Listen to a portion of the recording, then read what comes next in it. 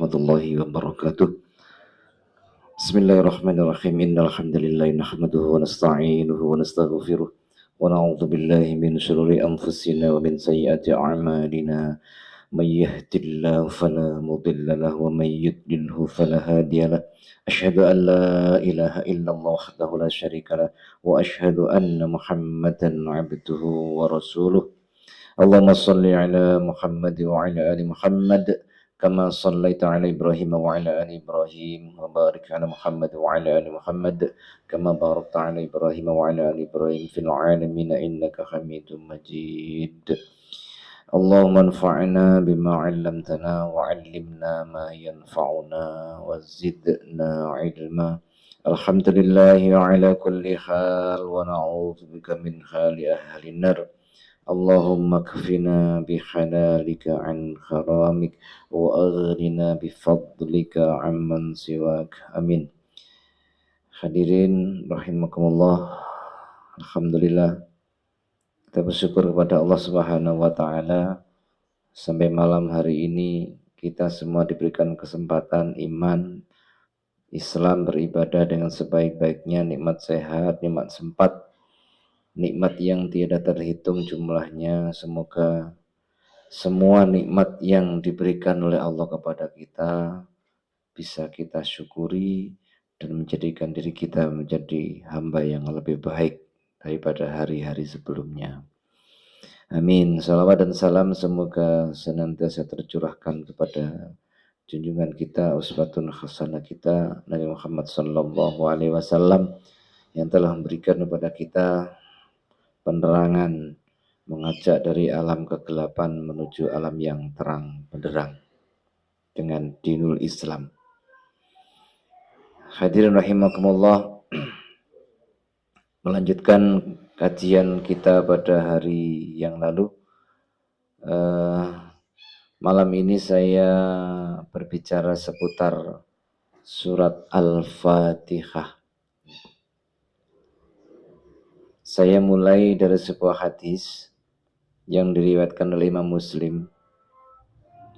Diceritakan ketika malaikat Jibril alaihissalam duduk di sisi Nabi Muhammad sallallahu alaihi wasallam, tiba-tiba terdengar suara dari atas sehingga malaikat Jibril mengangkat kepalanya dan berkata, "Ini pintu langit terbuka, di mana pintu ini belum pernah terbuka kecuali hari ini." Dan kemudian ada malaikat yang turun. Lalu malaikat Jibril mengatakan, "Ini malaikat tidak pernah turun ke muka bumi kecuali hari ini." Maka sampailah malaikat dari langit itu, setelah mengucapkan salam, malaikat itu berkata begini, Abshir binuraini, wahai Muhammad, terimalah ini kabar gembira. Binuraini, dengan dua cahaya. Utitahuma, yang diberikan oleh Allah kepadamu. Lam yuktahuma nabiyyun qablaka, yang tidak pernah diberikan kepada nabi-nabi sebelum kamu. Jadi dari peristiwa ini saja kemuliaan Al-Fatihah sudah terlihat. Pertama, pintu langitnya tidak pernah terbuka kecuali pintu saat itu untuk dilewati surat Al-Fatihah bersama malaikat tadi. Yang kedua, surat Al-Fatihah tadi itu disebut sebagai cahaya. Karena ini dua surat yang diturunkan bersamaan, nuraini, dua cahaya. Keistimewaan yang lain dikatakan lam yuktahuma nabiyyun qablaka, di mana dua cahaya ini tidak pernah diberikan kepada seorang nabi sebelum Nabi Muhammad sallallahu alaihi wasallam. Kesimpulan sementara, surat ini istimewa. Lalu malaikat itu mengatakan begini, Dua cahaya yang dimaksud adalah Fatihatil Kitab wa khawatimu suratil Baqarah. Dua cahaya yang dimaksud adalah surat Al-Fatihah dan akhir surat Al-Baqarah. Lan taqra'a bi harfin minhuma. Ini istimewa lagi. Lan taqra'a bi harfin, kata malaikat, tidaklah engkau membaca satu huruf minhuma dari dua cahaya tadi itu, illa u'titahu, pastilah Allah akan memberikan pahala di setiap hurufnya itu, atau Allah menjawab doa-doa yang ada di dalam dua cahaya itu. Hadirin rahimakumullah, saya akan mengulang tentang dua cahaya ini. Setidaknya ini kabar gembira supaya kita termotivasi untuk mengamalkan ini dulu, karena ini paling mudah, tidak ada tantangan apa-apa kecuali kemalasan barangkali gitu ya. Begini, di dalam hadis riwayat Muslim yang lain, ini belum baca Al-Fatihah, ini belum bicara Al-Fatihah dulu, ini apa, akhir surat Al-Baqarah. Dari mana yang dimaksud akhir Al-Baqarah itu adalah dua ayat di akhir surat Al-Baqarah. Jadi di kitab-kitab itu dikatakan mulai dari amanar rasulu bima unzila ilaihi mir rabbi wal mu'minun dan seterusnya sampai fansurna alal qaumil kafirin. Ada juga ulama yang mengikutkan dari lillahi, atasnya itu lillahi ma fis samawati wa ma fil ard wa in tubdu ma fi anfusikum aw tukhfuhu yuhasibkum bihillah wa yaghfiru liman yasha wa yu'adzu man yasha wallahu ala kulli syai'in qadir, terus ke bawah sampai akhir surat Al-Baqarah. Nah, di dalam akhir itu, surat ayat yang akhir itu, hadis ini menceritakan begini. La yukallifullahu nafsan illa wus'aha laha ma kasabat wa 'alaiha maktasabat. Rabbana la tu'akhidna in nasina aw akhtana. Qala na'am. Inilah yang dikatakan bahwa akhir surat Al-Baqarah ini langsung dijawab oleh Allah Subhanahu wa taala. Benar-benar berita gembira. Coba kalau kita terjemahkan artinya begini. Ya Tuhan kami, janganlah Engkau menuntut kami jika kami lupa atau keliru.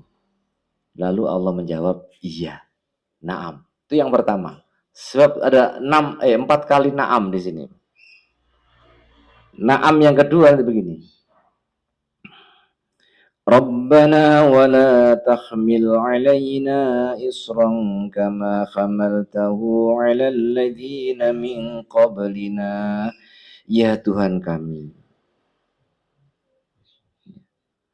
janganlah Engkau menanggungkan kepada kami keberatan-keberatan sebagaimana Tuhan telah membebankan kepada orang yang sebelum kami. Jawabnya na'am. Yang kedua. Terus yang ketiga.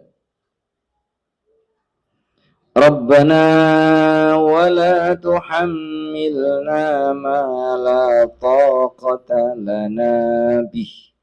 Artinya, ya Tuhan kami, janganlah Engkau membebani kepada kami dengan suatu beban di luar kekuatan kami. Isi wong susah-susah untuk masalah itu, wah, bagus doa ini. Lalu Allah menjawab, na'am. Yang ketiga.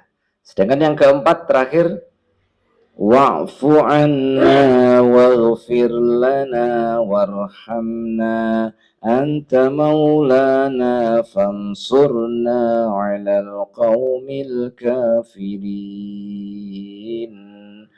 Maafkan kami ya Allah, ampuni kami ya Allah, kasihani kami, Engkaulah pelindung kami, maka tolonglah kami menghadapi kaum kafir. Dijawab na'am, ya. Nah, Saya ingatkan lagi, ini salah satu surat yang sebaiknya atau seyogyanya diamalkan oleh kita untuk dibaca setiap awal malam. Awal malam. Kata Rasulullah di dalam hadis yang lain, 2 ayat akhir Al-Baqarah ini telah mencukupi bagi kamu. Mencukupi maksudnya apa? 1, mencukupi dari berlindung kepada Allah selama malam itu. Yang kedua, mencukupi jika engkau malas bangun untuk sholat tahajud. Yang ketiga, mencukupi seandainya malam itu engkau tidak sholat malam sekalipun dengan ayat itu. Barai malas pora gitu. Tapi ini kemuliaan ayat ini.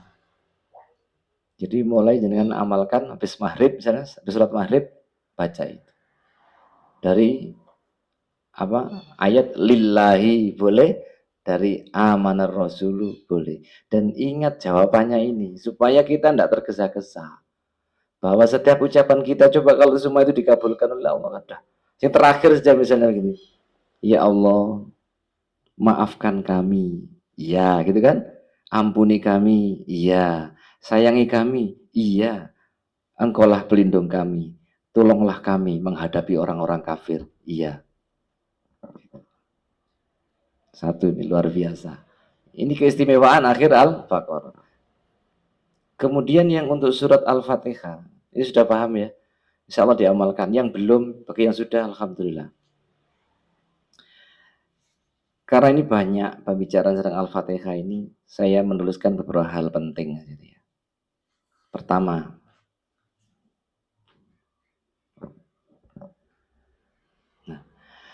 membicarakan surat Al-Fatihah, yang dimana setiap ayatnya juga nanti dijawab oleh Allah Subhanahu wa Ta'ala.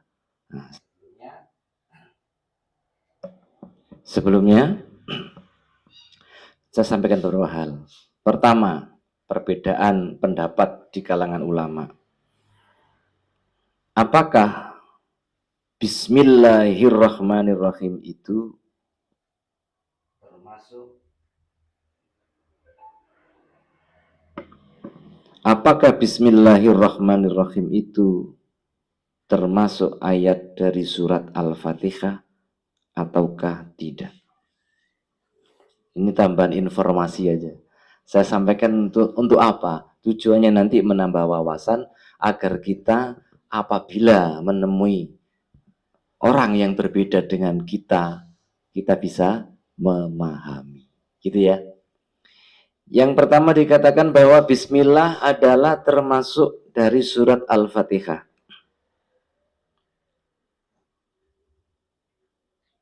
Dalilnya sebuah hadis yang antara lain begini. Qala Rasulullah sallallahu alaihi wasallam, "Idza qara'tumul hamdulillah faqra'u bismillahirrahmanirrahim. Innaha ummul Qur'an wa ummul kitab wa sab'ul masani wa bismillahirrahmanirrahim ihdaha." Riwayat Al-Baihaqi dan Ad-Daruqutni. Artinya Rasulullah bersabda, jika kalian membaca Alhamdulillah, artinya baca Al-Fatihah itu, faqra'u, ucapkan Bismillahirrahmanirrahim. Kenapa? Karena dia adalah Ummul Quran, Ummul Kitab, dan 7 ayat yang berulang-ulang, dan Bismillahirrahmanirrahim adalah salah satu dari surat Al-Fatihah itu. Ini satu pernyataan. Kira-kira kalau di kampung kita ini, Bismillah itu masuk Al-Fatihah ataukah tidak? Umumnya masuk. Bahkan seluruh Al-Quran yang saya tahu, semua menulis Bismillahirrahmanirrahim sebagai ayat pertama. Gitu ya. Dan itu keyakinan kita. Tapi umpamane ana wong sing berbeda ngono piye rasane awake dhewe. Bismillah nggak masuk, bro. Nah, nanti kita lihat di belakang. Itu yang pertama. Kemudian dari Anas bin Malik, ketika ditanya bagaimana bacaan Rasulullah SAW tentang Al-Fatihah itu, kanat maddan, bacaan Rasulullah itu panjang. Summa qara'a, kemudian beliau membaca Bismillahirrahmanirrahim. Yamuddu bi Bismillahirrahmanirrahim wa yamuddu birrahman. Maaf. Yamuddu bi Bismillah wa yamuddu birrahmani wa yamuddu birrahim. Jadi Rasulullah kalau membaca Al-Fatihah itu memanjangkan bacaan Bismillah dan Ar-Rahman dan Ar-Rahim. Jadi kalau baca disambung Bismillahirrahmanirrahim. Nah, itu. Jadi panjangnya bacaan Rasulullah sampai diriwayatkan menunjukkan Bismillah itu termasuk dari Al-Fatihah. Sedangkan Ummu Salamah ketika ditanya, Ummu Salamah itu istrinya Rasulullah. Ketika ditanya tentang bacaan, bagaimana bacaan Rasulullah Sallallahu Alaihi Wasallam di surat Al-Fatihah, Ummu Salamah mengatakan, karena yuqatti'u qira'atahu ayatan. Ini bisa kita teladani Pak yang ini. Adalah bacaan Rasulullah Sallallahu Alaihi Wasallam ketika baca Al-Fatihah itu yuqatti'u, dipenggal. Qira'atahu ayatan, ayat demi ayat. Jadi dianjurkan ketika panjenengan baca Al-Fatihah itu diputus setiap ayatnya. Apakah jenengan pernah mendengar yang tidak diputus? Ada? Bismillahirrahmanirrahim. Alhamdulillahirabbil alamin arrahmanir rahim maliki yaumiddin. Ngono kan? Enak kan? Tapi itu meninggalkan sunnah ini bukan tidak sah, bukan. Ya begitu itu. Diusahakan kita ketika baca Al-Fatihah itu ayatan. Ingatin jenengan mesti pas pulang ingat. Ayatan. Tek maca Fatihah kudune dipenggal satu ayat. Jadi Alhamdulillahirabbil alamin. Ar-Rahmanir Rahim. Berhenti. Maliki yaumiddin. Berhenti. Dan seterusnya. Riwayat Ahmad wal Hakim. Nah, hadis ini setidaknya jenengan udah ambil kesimpulan lah. Nanti nggak tak simpulkan lagi. Membaca Al-Fatihah itu ayat demi ayat. Dan ini Ummu Salamah ini menceritakan bahwa bismillahnya termasuk surat Al-Fatihah. Pendapat yang kedua, pun siap. Pendapat yang kedua.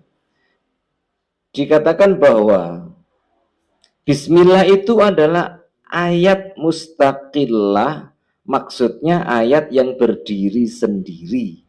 Bukan miliknya Al-Fatihah, bukan milik siapa-siapa.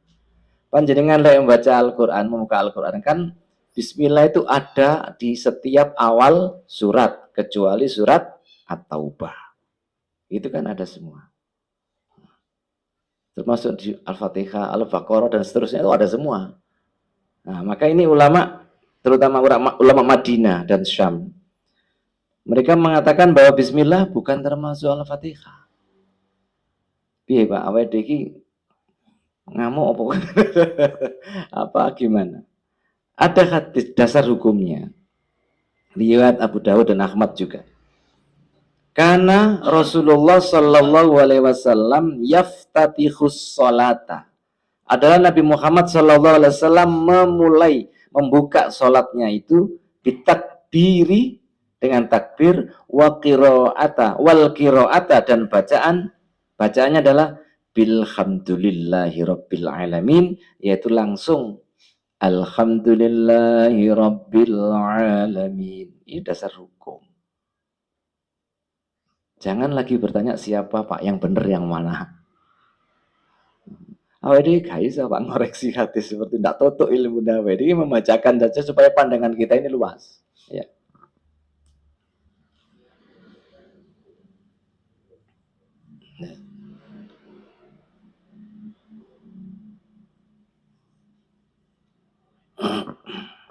Nah, di antara juga dalilnya yang mengatakan bahwa bismillah itu tidak termasuk di Al-Fatihah.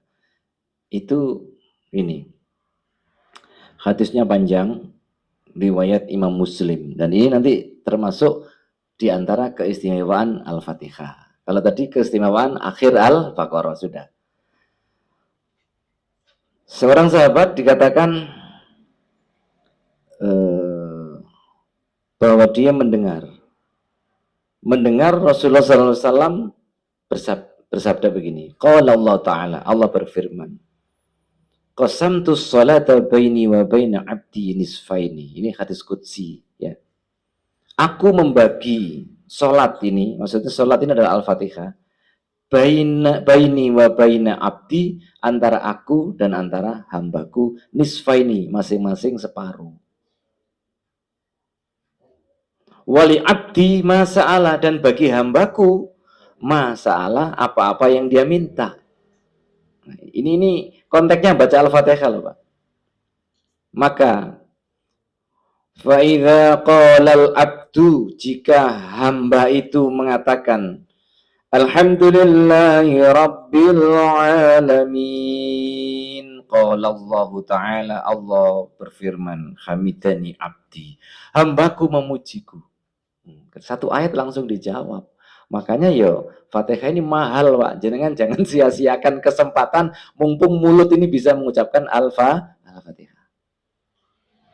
Hamidani abdi, hambaku mujiku. Wa idza qala ar-rahmanir rahim. Qala Allah Ta'ala, Allah berfirman, asna alayya abdi, hambaku menyanjungku. Wa idza qala maliki yaumiddin, Allah berfirman, majjadani abdi, hambaku mengagungkan aku. Wa idza qala iyyaka na'budu wa iyyaka nasta'in, qala, Allah berfirman, hadza baini wa baina abdi wa li abdi ma sa'ala. Jadi ketika panjenengan mengucapkan ayat itu, iyyaka na'budu wa iyyaka nasta'in, Allah mengatakan ini antara aku dan hambaku. Bagi hambaku apa yang dia minta. Jadi untuk Allah adalah yang disembah. Untuk permintaan itu adalah untuk hamba. Jadi ini separuh dibagi dua. Hadza baini wa baina abdi. Dia menyembah, maka itu untukku. Kalau dia meminta, maka itu adalah untuk hambaku.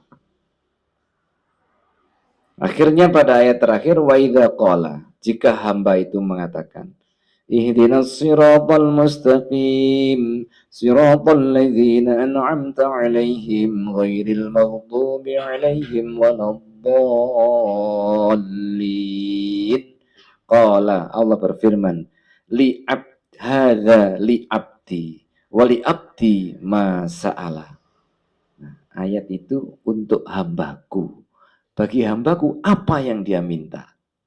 Makanya jenengan mungkin pernah mendengar Al-Fatihah itu bisa pakai berdoa apapun. Panjenengan tidak bisa berdoa panjang-panjang di Al-Fatihah itu memohon apapun bisa. Karena ada kata-kata wali abdi ma sa'ala. Bagi hambaku apa-apa, ma itu apapun yang dia minta. Cuma ketika dibaca di dalam sholat, permohonan panjenengan itu diselipkan di dalam hati, tidak usah diucapkan. Kalau diucapkan doanya jadi panjang nanti. Ya, lek sendirian jenengan di luar sholat, monggo dibatinkan memohon kepada Allah. Sering kan begini, yes, mudah-mudahan urusanmu dimudahkan oleh Allah. Al-Fatihah. Berhasil Pak, sah seperti itu, cukup.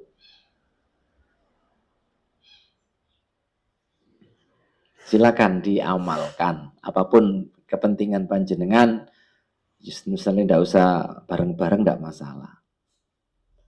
Karena Fatihah ini istimewa. Bayangkan jenengan surat Al-Fatihah itu bukan surat pertama yang turun, betul kan? Yang pertama kan Al-Alaq, Iqra itu. Tapi Fatihah diletakkan di pertama dalam Al-Quran itu. Dan namanya disebut Ummul Kitab atau Ummul Quran, induknya kitab atau induknya Al-Quran. Ulama telah sepakat bahwa saripati surat Al-Fatihah itu jika dikaji, maka seluruh Al-Quran sudah tercakup di dalamnya.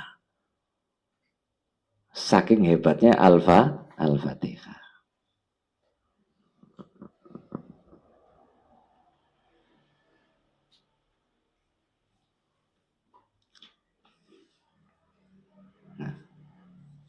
Itu tentang bismillah tadi masuk ayat apa tidak. Jadi ada dua pendapat. Ya, ada dua pendapat. Satu mengatakan masuk, yang kedua mengatakan tidak masuk. Dilanjutkan? Nah, siap.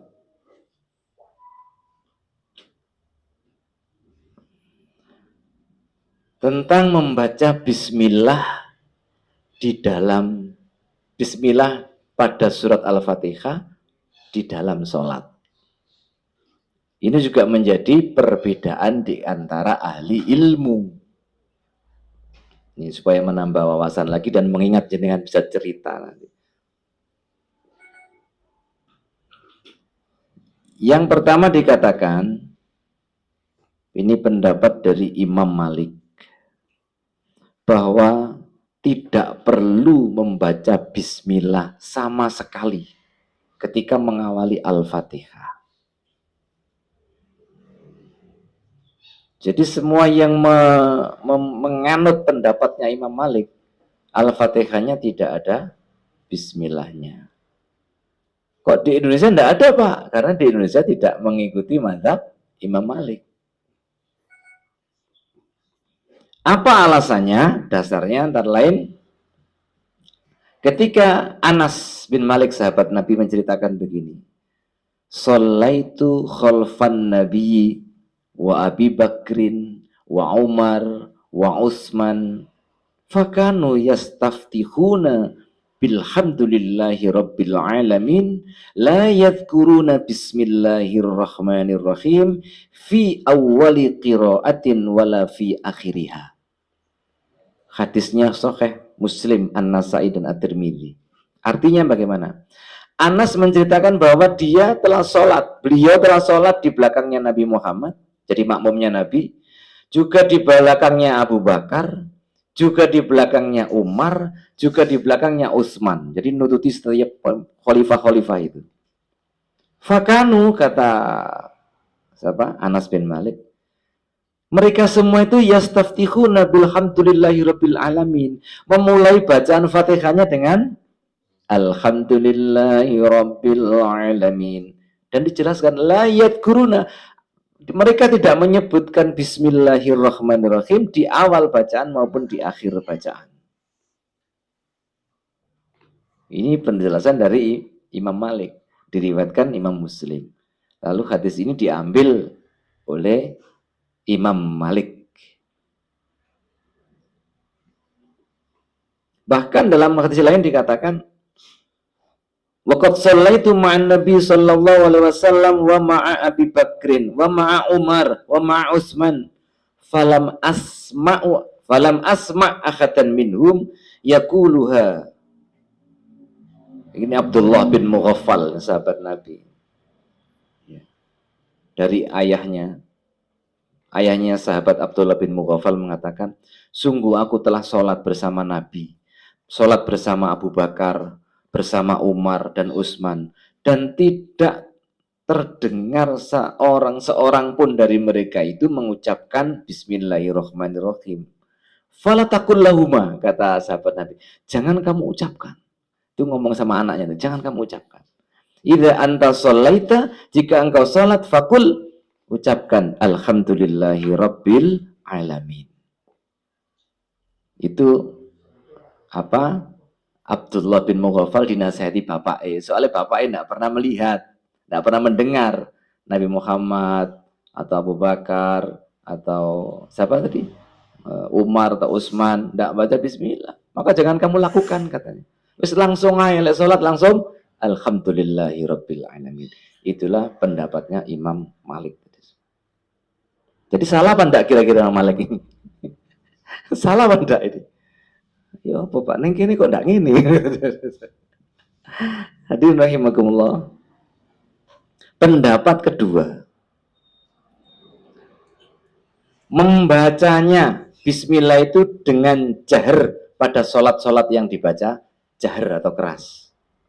Inilah pendapat dari Imam Syafi'i yang sampai ke tempat kita.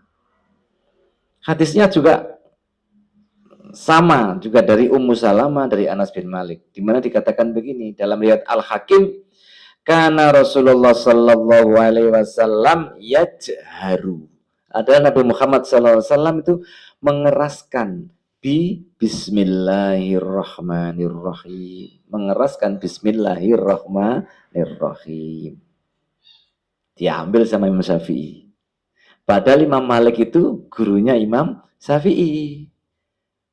Jadi yang diajarkan itu rupanya tidak dipakai gimana gitu ya.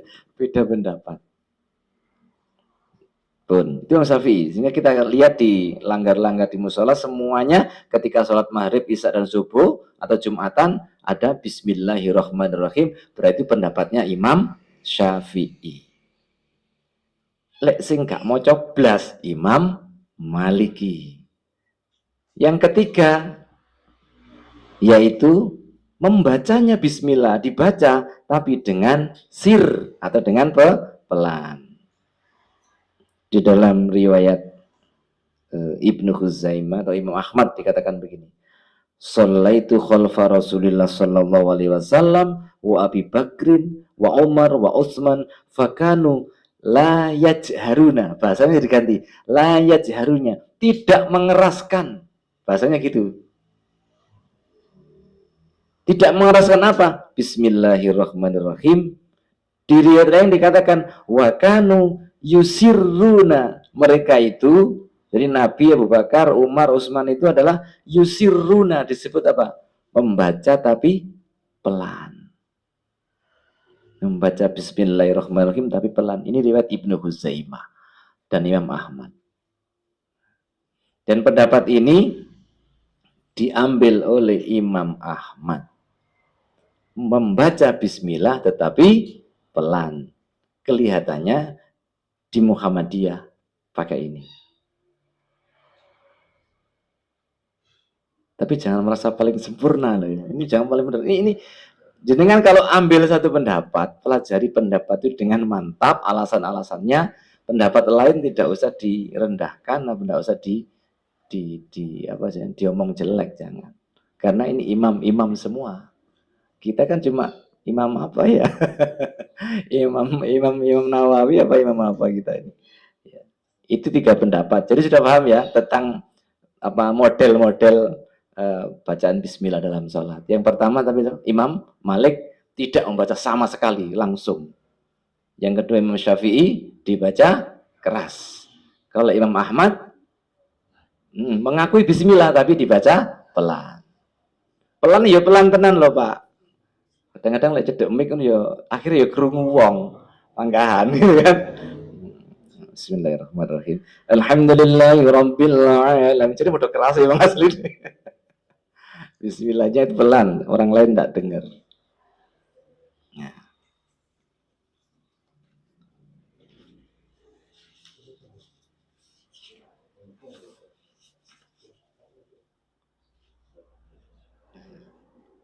Ada imam yang belum saya sebutkan tapi juga sama pendapatnya, yaitu Imam Hanafi. Imam Hanafi pendapatnya sama dengan Imam Ahmad, yaitu dibaca sir, bahkan Imam Hanafi mengatakan minimal di dalam hati. Sama ya. Imam Maliki tadi tidak perlu dibaca sama sekali. Sedangkan Imam Syafi'i dibaca keras.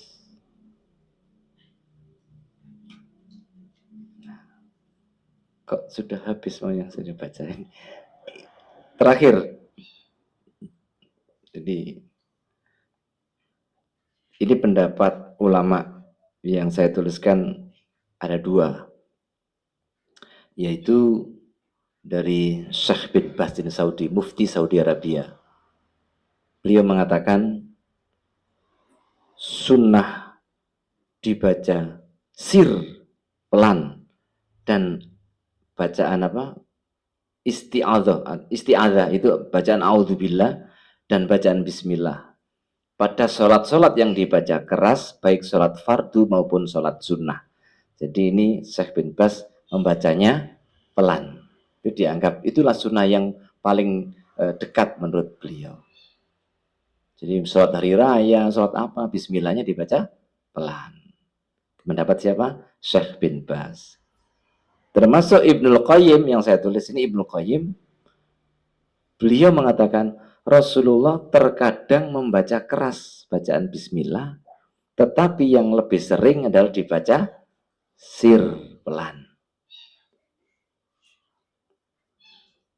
Maka lek jenengan ada yang jadi imam tetap di sebuah masjid, tidak ada salahnya dua model ini dipakai semua. Seminggu itu yang dibaca sir, mungkin ya petang dino, kira-kira ya Pak. Sing baca keras, telung dino atau bagaimana. Hanya untuk mendidik umat supaya tahu bahwa bacaan bismillah itu sama-sama benarnya seperti itu. Dan kita tidak menghendaki tentu kalau kita berselisih dan memandang salah orang yang ternyata beda dengan kita, padahal mereka juga punya pendapat dari imam-imam mereka.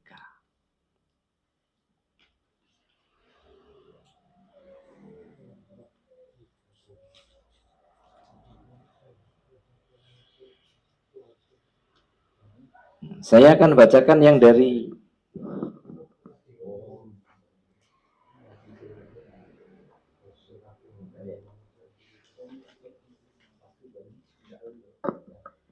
mohon izin saya bacakan dari pendapat Majelis Tarjih di Muhammadiyah supaya lebih tahu tentang ini.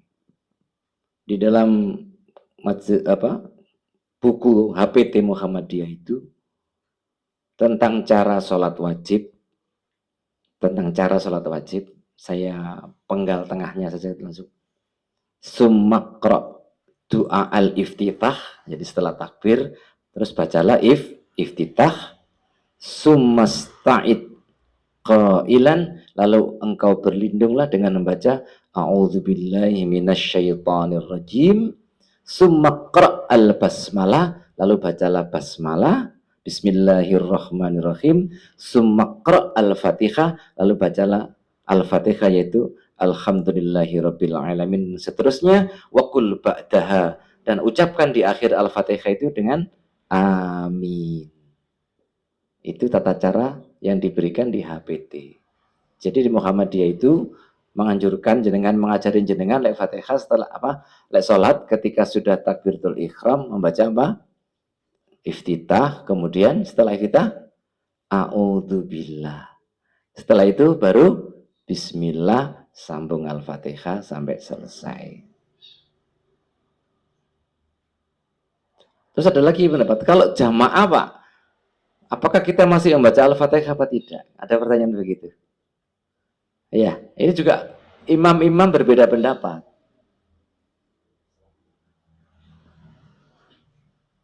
Saya tunjukkan yang diikuti oleh Majelis Tarjih. Dan jenengan kalau ikut ini setidaknya sudah punya dasar.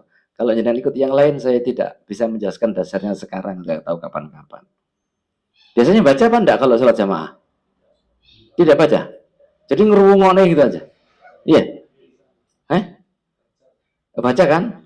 Jadi gini loh. Masuk gak moco sih? Biasanya lek wong kene ae moco kabeh. Ya kan? Baca kan? Nah, sebab pada pendapat begini. Jika dibacakan Al-Quran kepadaku, maka dengarkanlah.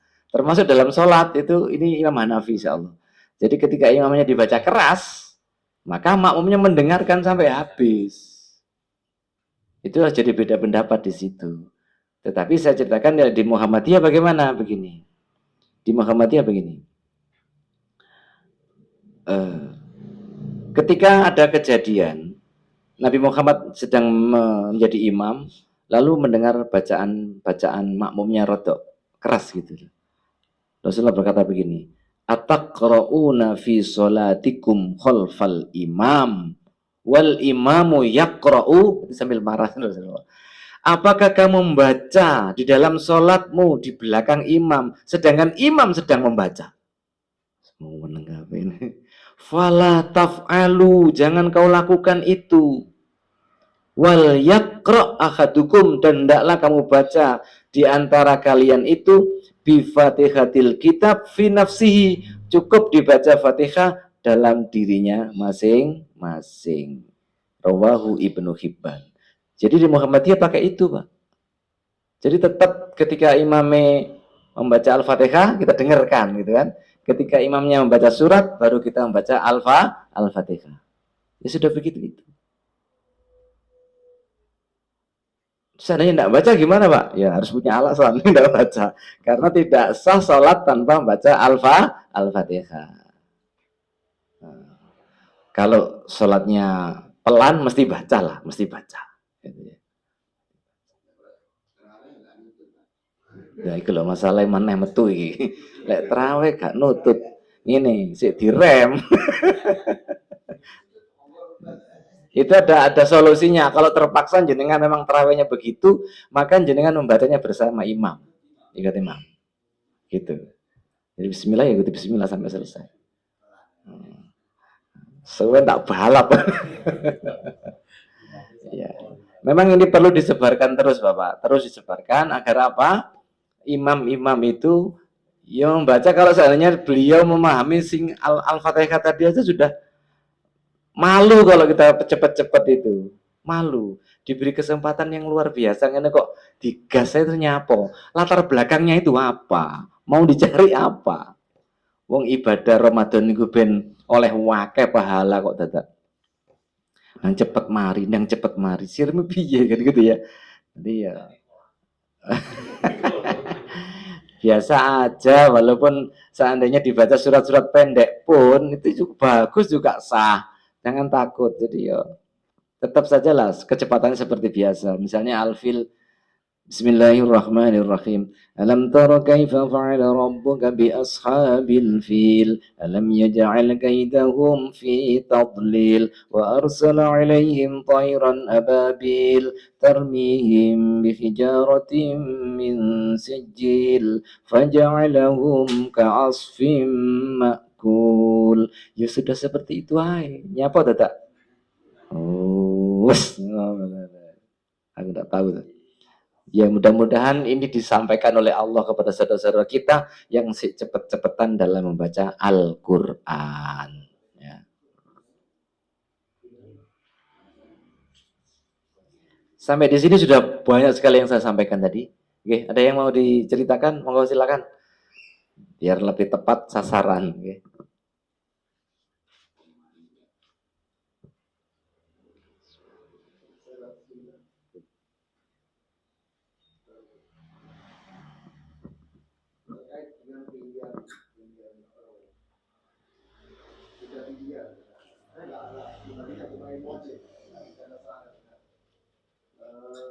Kita otomatis akan memakmum dengan pilihan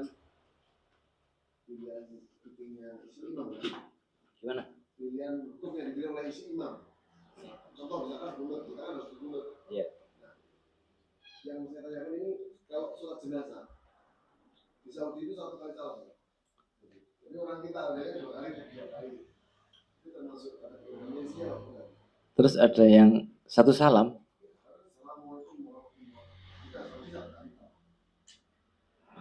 Ilmuku gitu ya. Wah, ilmunya aku kurang.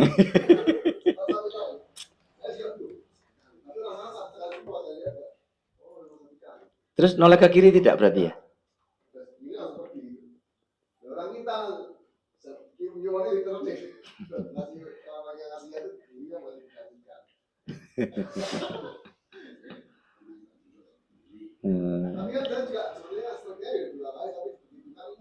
Imam yang ngono kuwi gitu ya.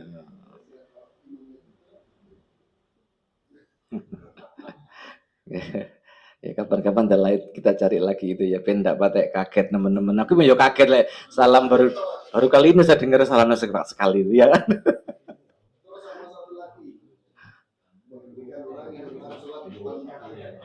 Iya. Hah?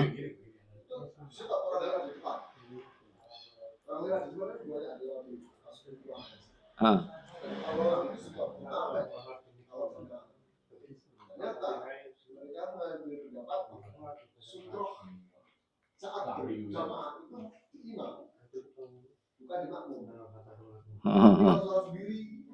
Oh gitu.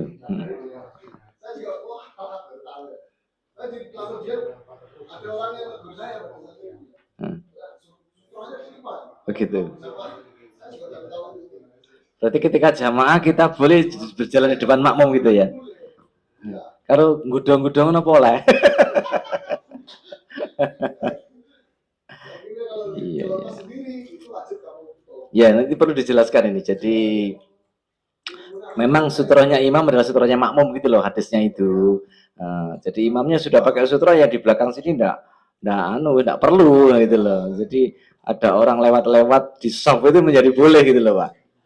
Jadi kira enggak patek gue, enggak wani mau nyapu kok di lot kiri bareng. Jadi memang ya ini tuh pendapatnya begitu. Tapi kalau sholat sendiri pasti memang milik kita kan begitu. Iya. Oh gitu. Makanya berarti kalau imam pas batal, jadi dia pergi seenaknya gitu aja gitu ya. Ngeluntruk kuno liwat kuno. Padahal kita mikir di sini imam lek batal melakukan liwat endi ngono jadi. Ya ini karena beda pendapatnya tadi itu. Setelahnya imam jadi satu imam.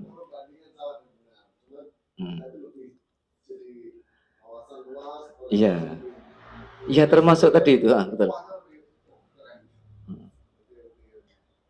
Termasuk itu tadi beda pendapat. Tapi aku baru tahu termasuk sholat jenazah sing salami mek siji. Tapi tapi enggak heboh kalau salam satu kali kan enggak ada orang tahu gitu kan ya.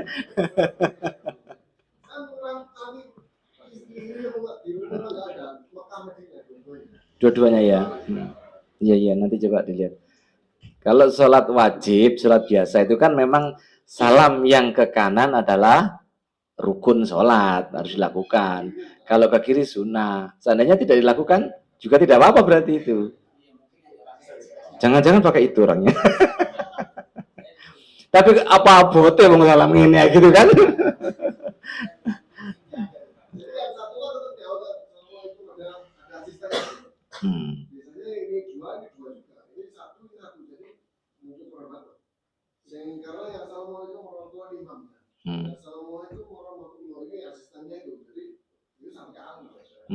Dikira kayak dua ya.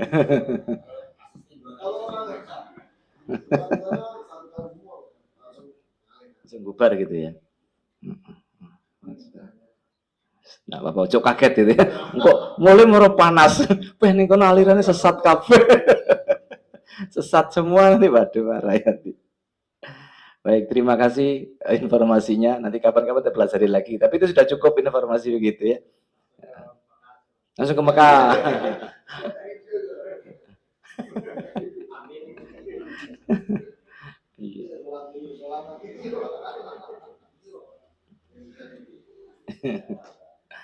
Monggo ada yang lain lagi. Sing lebih lucu-lucu gitu udah apa? Oke, monggo. Masalah pemilihan pembacaan Bismillah tadi. Itu kalau dalam sholat dilakukan apa? Misalnya Al-Fatihahnya sir, lalu suratnya keras gitu, boleh kan? Saya pernah diimami gitu soalnya. Iya, Pak. Tahu gimana? Waktu Al-Fatihah itu sir. Nah, terus waktu Bismillahnya sir. Waktu suratnya itu dibaca keras. Bismillahnya gitu, dibaca keras. Seperti itu. Ini sih dibahas Fatihah padahal gitu ya. Dasarnya apa gitu? Dasarnya apa lupa bagaimana? Saya lihat di kalangan Imam Syafi'i itu kan Fatihahnya ya dibaca keras, suratnya juga dibaca keras. Ada suratnya. Bismillahnya itu maksudnya. Jadi dua-duanya. Jadi dua Bismillah itu dibaca keras semua gitu. Biasanya gitu. Mohon maaf apakah ini lupa atau bagaimana saya tidak tahu. Mungkin pas lupa saya pas ikut jamaah gitu.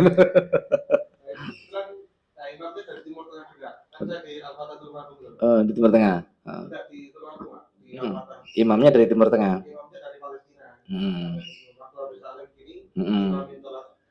Oh, ngene perasaanku. Dia mau sosialisasi mau dipadani karo wong kene. Sing lali nang Fatihah kadung. Fatihah kadung pelan terus jadi suratnya dikeraskan. Ya kalau ikut di Timur Tengah kan mestinya tidak ada bismillah semua itu kan gitu. Minimal sir saja semua. Gitu. Gitu aja lah. Itu tidak saya temui kalau yang model seperti itu. Mungkin faktor kelupaan aja. Gitu.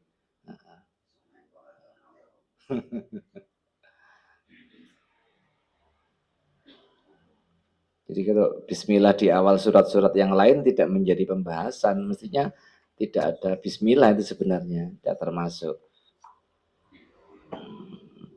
Yang menjadi pembahasan permasalahan adalah Al-Fatihah itu tadi. Sudah nih cukup, 8:30. Ada yang masih, monggo sambil dinikmati, kalau tidak ada ya kita tutup. Oke. Ikrar. Maksudnya ikrar gimana?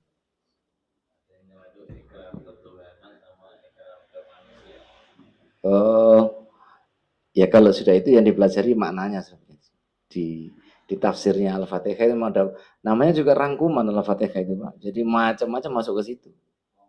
Ada ketauhidan kepada Allah, ada yang sesama manusia itu ada. Iya, bisa saja. Itu kan pendapat setelah diolah. Ya, setelah diolah gitu.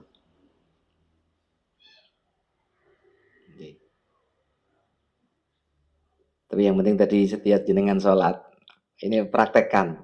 Saya ngabot nih. Pas sholat, ingat dengan jawaban-jawaban di setiap ayat itu. Lali. Betul. Usaha itu betul-betul Pak, harus diulang-ulang. Karena kadang awalnya ingat, lah pas itu umburi, lah habis mari matekaku gitu. Iya gitu Pak. Saya juga merasa iki apa kakean guyon, kakean dosa apa piye. Terus ihdinas siratal mustaqim mana ya sampai waladhdallin amin ngono. Oh, ndak ingat apa-apa. Kita eman-eman ya, ini istimewa Fatihah ini, monggo ditingkatkan pemahaman dan kekhusyuan kita dalam sholat. Sebab seandainya tidak baca surat yang lain pun, sholat tetap dipandang sah. Hanya Al-Fatihah itu yang paling pokok. Justru ini loh kadang-kadang kira kurang perhatian. Gitu loh. Asal lewat saja itu. Eman-eman, betul eman-eman. Mungkin dibiasakan monggo sholat-sholat sunnah kita, Fatihahnya yuk ayatan-ayatan. Seayat-seayat. Terus diingat-ingat maknanya dan jawaban-jawaban dari Allah. Sehingga jenengan ketika iyyaka na'budu wa iyyaka nasta'in, itu betul-betul permohonannya sampai kepada Allah dalam hati kita. Ini yo nak di ilmu itu kudu dilatih gitu loh. Ini kan diomongnya gampang, latihannya itu terus. Makanya le orang jamaah kok tergesa-gesa dari luar, tergesa-gesa. Wis alamat Pak bablas itu. Gailing apa-apa tak nyoba balik-balik saya ini. Kok jamaah tergesa-gesa merengono. Apalagi bacanya cepat. Pikiran kita itu tidak sambung ke sana. Apalagi dipikir mari nang mari, moro-moro mari gitu kan. Nah ini bahayanya. Jadi ya apa itu. Itulah kita. Jadi mari ditingkatkan kualitasnya ya.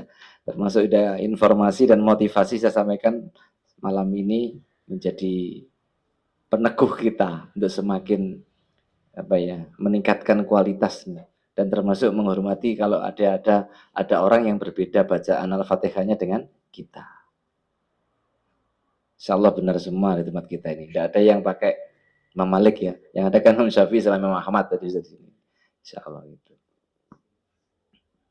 Alhamdulillahirrahmanirrahim. Cukup nih. Mohon maaf. Terima kasih atas perhatian panjenengan semuanya. Subhanakallahumma bihamdika asyhadu an la ilaha illa anta astaghfiruka wa atubu ilaik. Wassalamualaikum warahmatullahi wabarakatuh.